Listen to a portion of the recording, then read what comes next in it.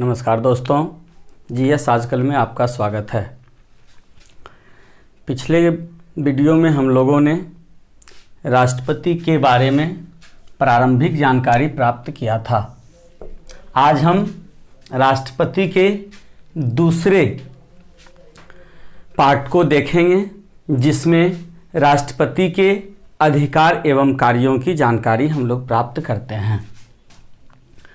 हम लोग देखे थे राष्ट्रपति पद की चर्चा अनुच्छेद 52 में किया गया है।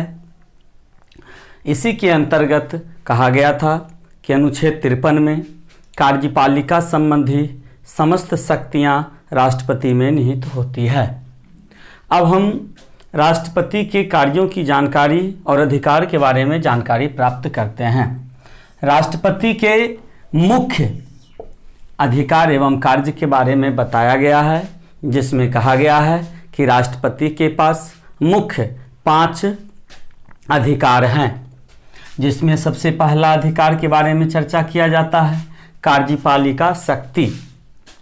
कार्यपालिका शक्ति के बारे में बताया जाता है, जिसमें कि देश की समस्त कार्यपालिका शक्तियां राष्ट्रपति में निहित होती है।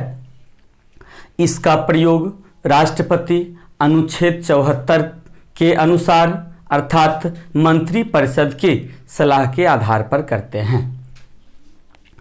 राष्ट्रपति प्रधानमंत्री की नियुक्ति करते हैं, प्रधानमंत्री के सलाह पर अन्य मंत्रियों की नियुक्ति करते हैं। भारत के राष्ट्रपति राज्यपाल की नियुक्ति करते हैं। सुप्रीम कोर्ट मुख्य न्यायाधीश या अन्य न्यायाधीश की नियुक्ति करते हैं। हाई कोर्ट के न्यायाधीश की नियुक्ति करते हैं।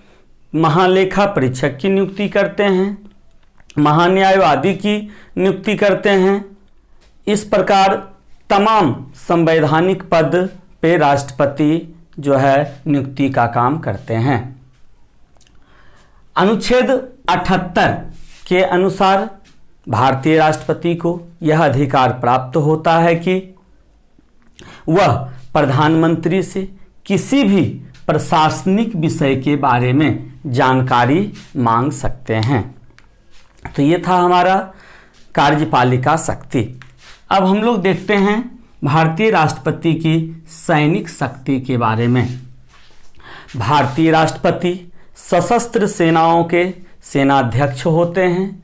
सेनाध्यक्ष होने के नाते वह सेना के तीनों अंगों थल, जल और वायु के सेनाध्यक्षों की नियुक्ति करते हैं और उसकी बर्खास्तगी भी करते हैं। भारत के राष्ट्रपति युद्ध प्रारंभ करने एवं युद्ध समाप्त करने की घोषणा भी करते हैं। अब हम लोग देखते हैं कूटनीतिक शक्ति।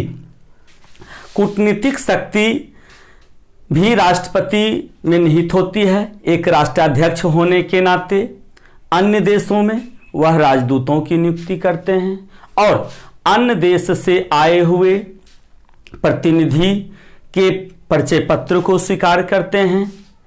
और हमारे देश के साथ यदि किसी भी देश के साथ किसी भी प्रकार का यदि वार्ता होता है तो हमारे राष्ट्रपति के नाम से किया जाता है। यह है हमारे कूटनीतिक शक्ति के बारे में चर्चा किया गया।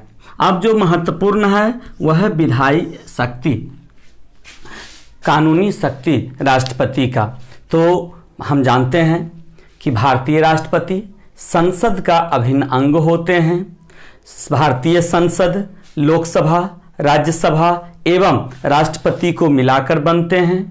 यदि भारतीय राष्ट्रपति लोकसभा एवं राज्यसभा के द्वारा पारित कोई भी कानून है और यदि उस पर भारतीय राष्ट्रपति हस्ताक्षर नहीं करते हैं तो वह कानून मान्य नहीं होता है।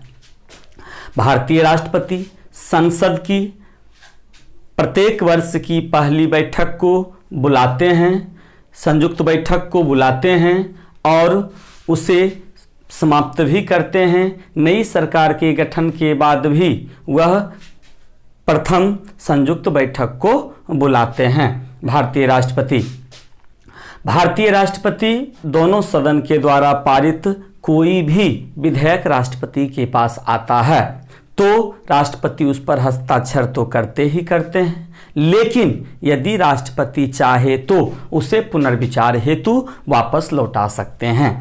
लेकिन यदि वही विधेयक दोबारा जिस रूप में आए, राष्ट्रपति उस पर हस्ताक्षर करने के लिए बाध्य होते हैं। भारतीय राष्ट्रपति के माध्यम से लोकसभा में धन विधेयक प्रस्तुत किए जाते हैं। धन विधेयक की स्वीकृति राष्ट्रपति के माध्यम से ही लाया जाता है।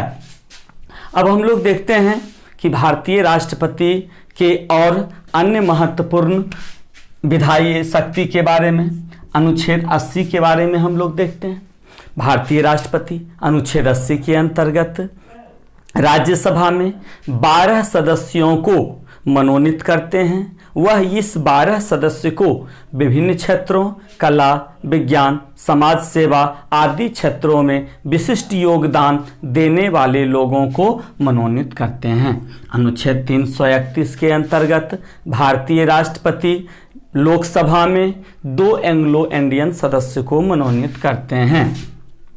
अनुच्छेद 108 के अंतर्गत बड़ा ही महत्वपूर्ण बात कहा गया है, यदि लोकसभा में कोई विधेयक पारित कर दिया गया हो और वह राज्यसभा में जाता है, राज्यसभा इस पर कोई रिपोर्ट नहीं देता है और देश हित में कानून बनाना आवश्यक हो तो राष्ट्रपति अनुच्छेद 108 के अंतर्गत दोनों की संयुक्त बैठक बुलाते हैं। अनुच्छेद 123 में अध्यादेश जारी करने की बात कही गई है। देश में यदि संसद का सत्र नहीं चल रहा हो और देश हित में इस कानून को लागू करना आवश्यक हो तो उस कानून को राष्ट्रपति लागू करते हैं अध्यादेश के माध्यम से।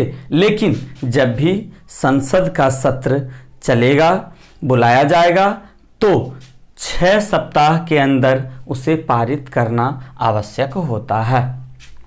अनुच्छेद 143 में राष्ट्रपति को एक अधिकार दिया गया है कि वह किसी भी कानूनी विषय पर मुख्य न्यायाधीश से सलाह ले सकते हैं।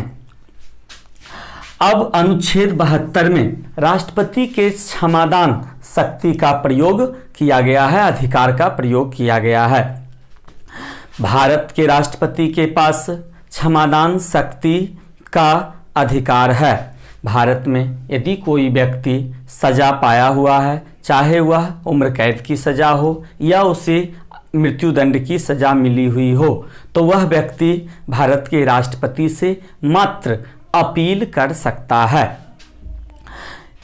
इस मामले में यदि सैनिक न्यायालय के द्वारा भी किसी सैनिक को मृत्युदंड या आजीवन कारावास की सजा मिला है तो उस मामले में भी भारतीय राष्ट्रपति उसको कम कर सकते हैं।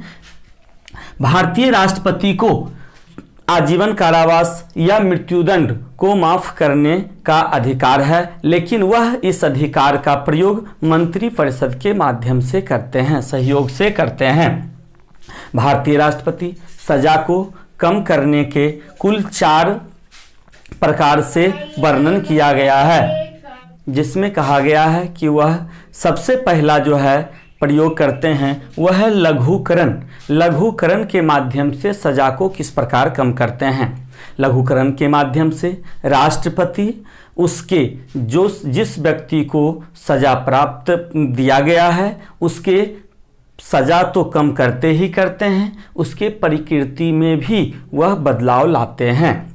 जैसे यदि किसी व्यक्ति को मृत्युदंड की सजा मिला हुआ हो और उस व्यक्ति को राष्ट्रपति मृत्युदंड की सजा को खत्म करते हुए उसे आजीवन कारावास में बदल देते हैं। दूसरा है परिहार।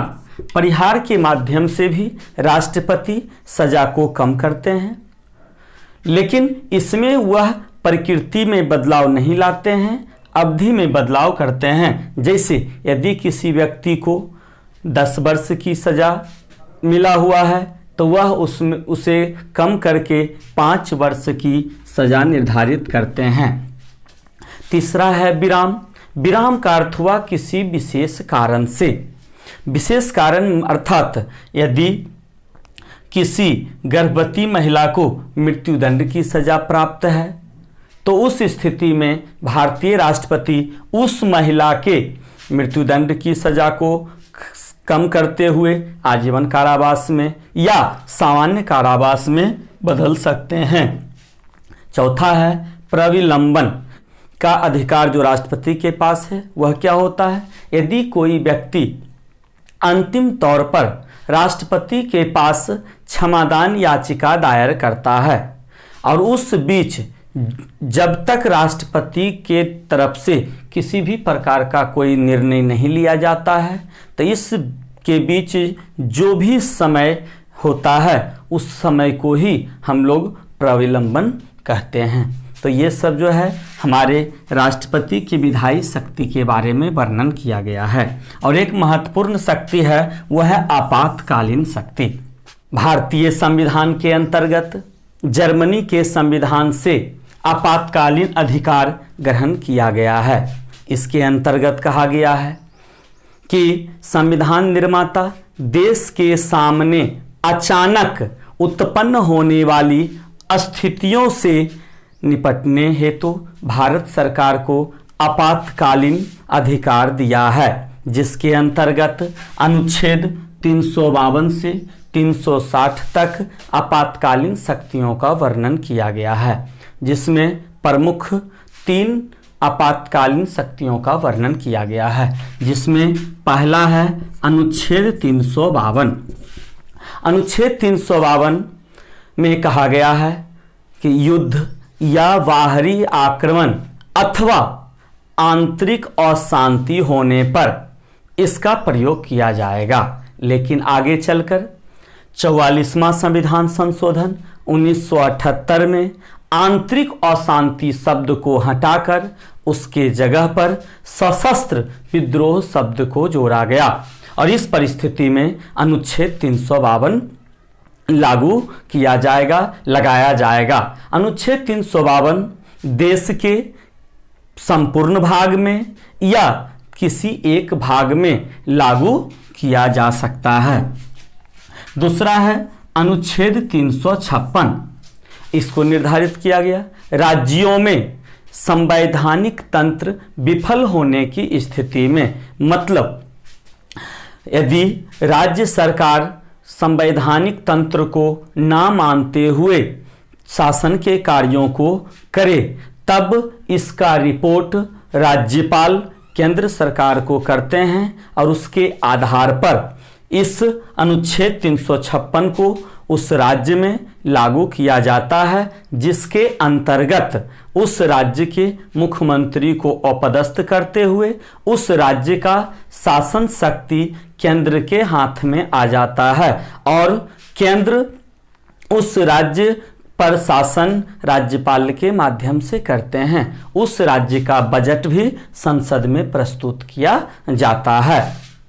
इसके अंतर्गत एक और महत्वपूर्ण बात है कि जैसे अनुच्छेद 352 के बारे में हम लोगों ने चर्चा किया कि अनुच्छेद 352 को हम लोग सुप्रीम कोर्ट में नहीं ले जा सकते हैं, लेकिन अनुच्छेद 356 को हम कोर्ट में ले जा सकते हैं। तीसरा है अनुच्छेद 360। अनुच्छेद 360 के अंतर्गत कहा गया है आर्थिक संकट आने पर, मतलब यदि हमारे देश की वित्तीय साख पर खतरा मत डालने लगे, हमारी स्थिति हमारी साख कमजोर पड़ने लगे, तो उस स्थिति में इस अनुच्छेद को लगाया जाता है और इसके अंतर्गत केंद्र के पास यह अधिकार हो जाता है कि वह किसी भी संवैधानिक पद पर रहते हुए व्यक्ति के वेतन में कटौती कर सकते हैं। तो इस प्रकार हम लोगों ने आज राष्ट्रपति के शक्तियों के बारे में जानकारी प्राप्त किया। अब इसका हम एक पार्ट और तैयार करेंगे जिसमें हम राष्ट्रपति से संबंधित जितने भी अनुच्छेद हैं उसको हम एक लाइन में कैसे याद रख सकते हैं। तो आज के लिए हम यहीं रहते हैं। नमस्कार। यदि आपको यह वीडियो पसंद आता है तो आप इसे सब्सक्राइब करें, बेल घंटी को ज़रूर दबाएं और इसे शेयर भी करते रहें।